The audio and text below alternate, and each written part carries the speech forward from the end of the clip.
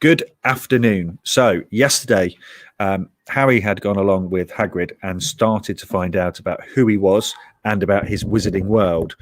And Hagrid was trying to teach him about some of the things that he would find out at Hogwarts. He'd also bumped into a very rude sounding boy as he was getting his robes made. Who might that be? And then Hagrid had started trying to ask Harry about Quidditch. He didn't really know what it was. Blimey, Harry, I keep forgetting how little you know. Not knowing about Quidditch. Oh, don't make me feel worse, said Harry. He told Hagrid about the pale boy in Madame Malkin's. And he said people from Muggle families shouldn't even be allowed in. You're not from a Muggle family. If he'd known who you were, he's grown up knowing your name. If his parents are wizarding folk, you saw him in the leaky cauldron. Anyway, what does he know about it? Some of the best I ever saw were the only ones with magic in them in a long line of muggles. Look at your mum. Look what she had for a sister. So, what is Quidditch? It's our sport, wizard sport. It's like football in the muggle world. Everyone follows Quidditch, played up in the air on broomsticks, and there's 4 balls. Sort of hard to explain the rules. And what are Slytherin and Hufflepuff? Schoolhouses. There's 4. Everyone says Hufflepuff are a lot of duffers, but I bet I'm in Hufflepuff, said Harry gloomily. Better Hufflepuff than Slytherin, said Hagrid darkly. There's not a single witch or wizard who went bad who wasn't in Slytherin. You know who was one. You know who was at Hogwarts. Years and years ago, said Hagrid. They bought Harry school books in a shop called Flourish and Blots, where the shelves were stacked to the ceiling with books as large as paving stones bound in leather, books the size of postage stamps in covers of silk, books full of peculiar symbols, and a few books with nothing in them at all. Even Dudley, who never read anything, would have been wild to get his hands on some of these. Hagrid almost had to drag Harry away from curses and counter-curses, bewitch your friends and befuddle your enemies with the latest revenges, hair loss, jelly legs, tongue-tying, and much, much more, by Professor Vindictus Viridian. I was trying to find out how to curse Dudley. Well, I'm not saying that's not a good idea, but you're not supposed to use magic in the Muggle world, except in very special circumstances, said Hagrid. And anyway, you couldn't work out any of them curses yet. You need a lot more study before you get to that level. Hagrid wouldn't let Harry buy a gold cauldron either. It says pewter on your list, but they got a nice set of scales for weighing potion ingredients and a collapsible brass telescope. Then they visited the apothecary's, which was fascinating enough to make up for its horrible smell, a mixture of bad eggs and rotted cabbages. Barrels of slimy stuff stood on the floor. Jars of herbs, dried roots, and bright powders lined the walls. Bundles of feathers, strings of fangs, and snarled claws hung from the ceiling. While Hagrid asked the man behind the counter for a supply of some basic potion ingredients for Harry, Harry himself examined silver unicorn horns at 21 galleons each and minuscule, glittery black beetle eyes. Outside the apothecary's, Hagrid checked Harry's list again. Just your one left. Oh, yeah, and I still haven't got you a birthday present.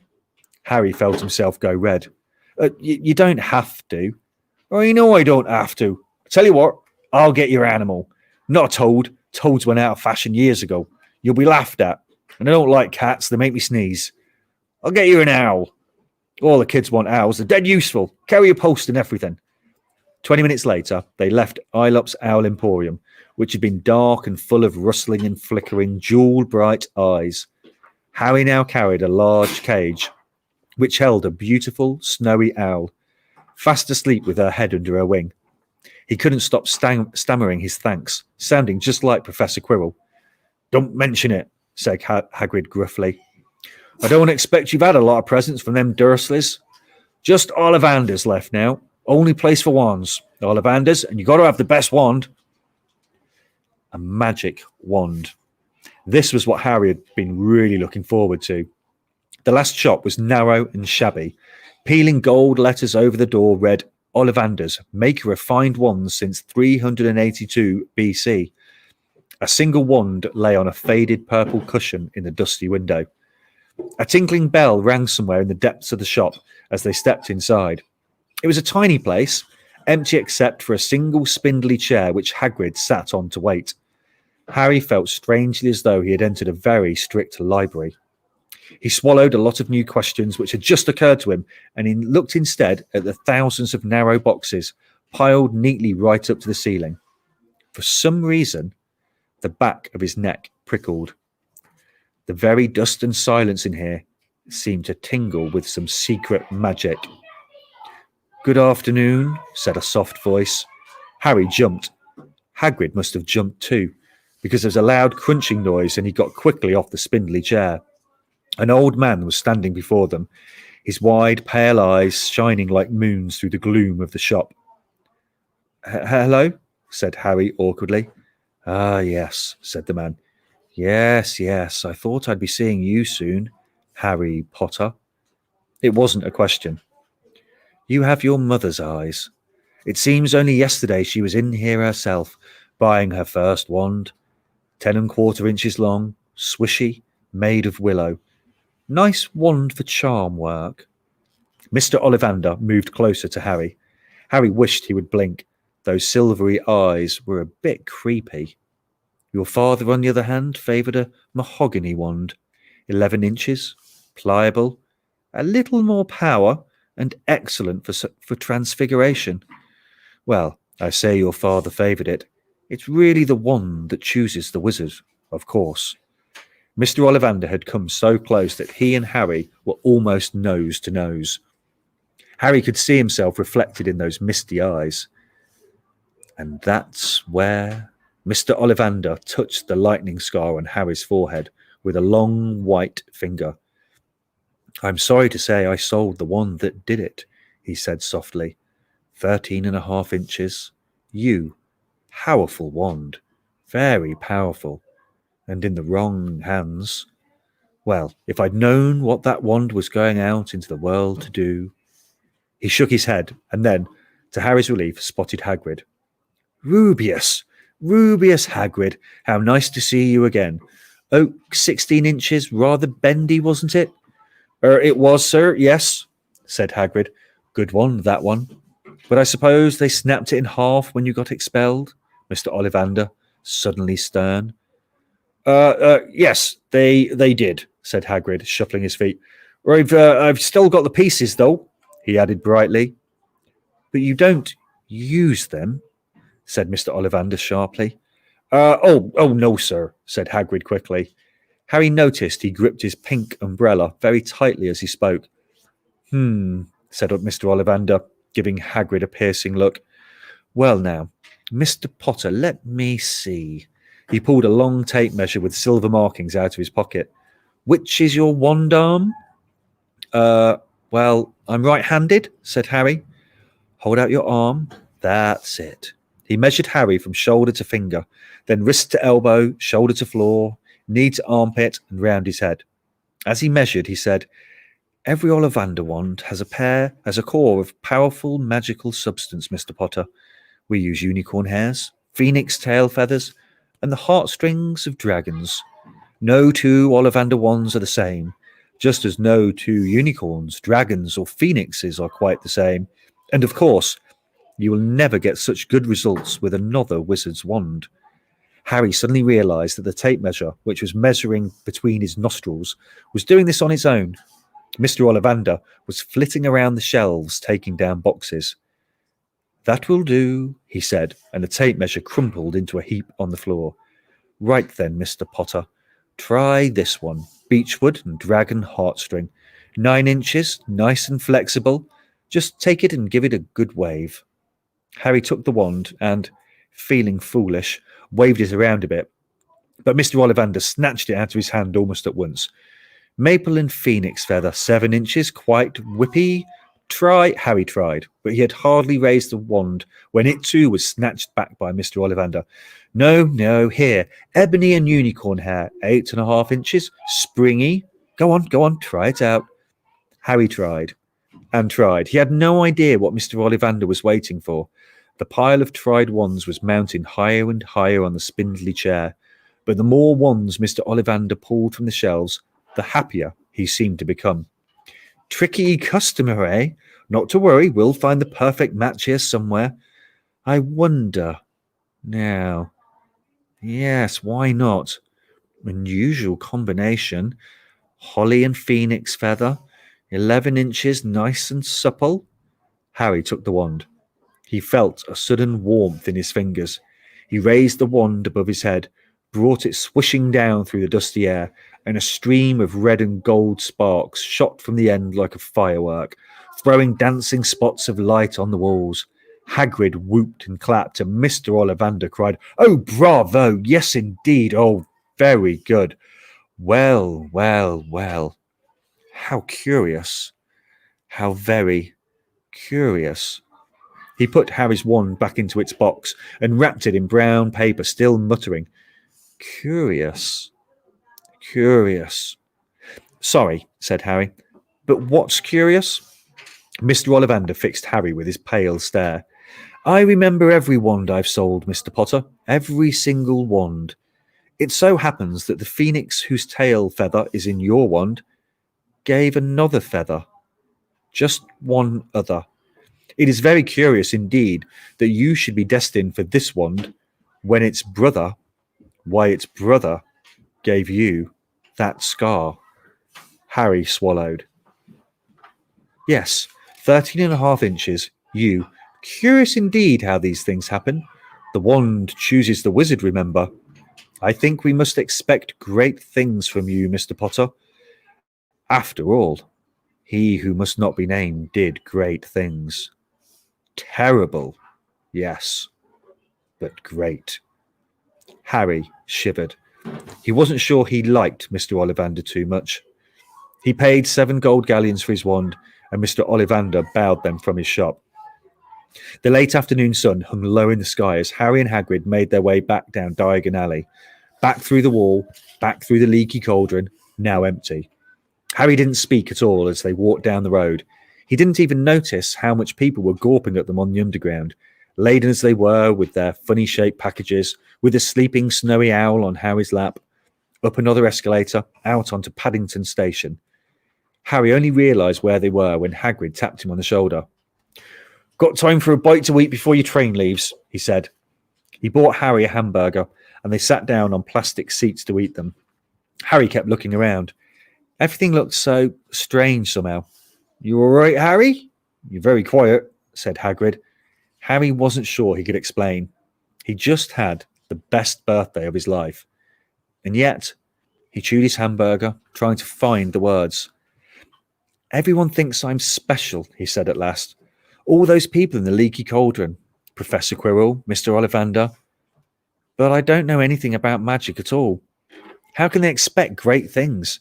I'm famous and I can't even remember what I'm famous for. I don't know what happened when the night my parents died." Hagrid leant across the table. Behind the wild beard and eyebrows, he wore a very kind smile. "Don't you worry, Harry. You'll learn fast enough. Everyone starts at the beginning at Hogwarts. You'll be just fine. You'll be fine yourself. I know it's hard. You've been singled out, and that's always hard. We'll have a great time at Hogwarts." "Well, you did. Still do, matter of fact." Hagrid helped Harry onto the train that would take him back to the Dursleys, then handed him an envelope. "Your ticket for Hogwarts. 1st of September, King's Cross. It's all on your ticket. Any problems with the Dursleys? Send me a letter with your owl. She'll know where to find me. See you soon, Harry." The train pulled out of the station. Harry wanted to watch Hagrid until he was out of sight. He rose in his seat and pressed his nose against the window. But he blinked and Hagrid was gone. Harry's last month with the Dursleys wasn't fun. True, Dudley was now so scared of Harry he wouldn't stay in the same room, while Aunt Petunia and Uncle Vernon didn't shut Harry in the cupboard, force him to do anything, or shout at him. In fact, they didn't speak to him at all. Half terrified, half furious, they acted as though any chair with Harry in it was empty. Although this was an improvement in many ways, it did become a bit depressing after a while. Harry kept to his room with his new owl for company. He had decided to call her Hedwig, a name he had found in a history of magic. His school books were very interesting. He lay on his bed reading late into the night, Hedwig swooping in and out of the open window as she pleased. It was lucky that Aunt Petunia didn't come in to hoover anymore, because Hedwig kept bringing back dead mice. Every night before he went to sleep, Harry ticked off another day on the piece of paper he had pinned to the wall, counting down to September the 1st. On the last day of August, he thought he'd better speak to his aunt and uncle about getting to King's Cross Station the next day.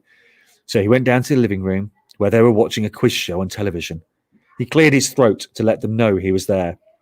Dudley screamed and ran from the room. Uncle Vernon? Uncle Vernon grunted to show he was listening. I need to be at King's Cross tomorrow to go to Hogwarts. Uncle Vernon grunted again. Would it be all right if you gave me a lift? Grunt. Harry supposed that meant yes. Thank you. He was about to go back upstairs when Uncle Vernon actually spoke. Funny way to get to wizard school, the train. Magic carpets all got punctures, have they? Harry didn't say anything. Where is this school anyway? I don't know, said Harry, realising this for the first time. He pulled the ticket Hagrid had given him out of his pocket. I just take the train from platform 9 3/4 at 11 o'clock, he read. His aunt and uncle stared. Platform what? And 9 3/4. Don't talk rubbish, said Uncle Vernon. There is no platform 9 3/4. It's on my ticket.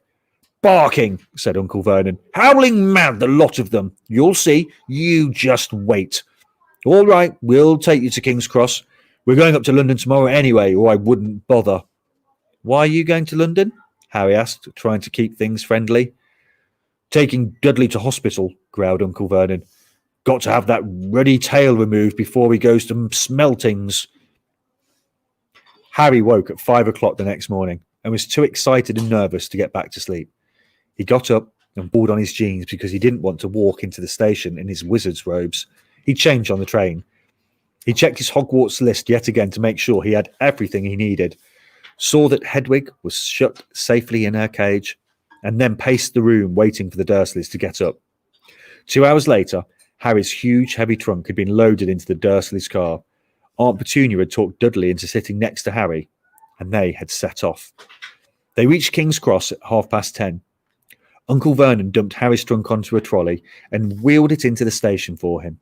Harry thought this was strangely kind until Uncle Vernon stopped dead, facing the platforms with a nasty grin on his face.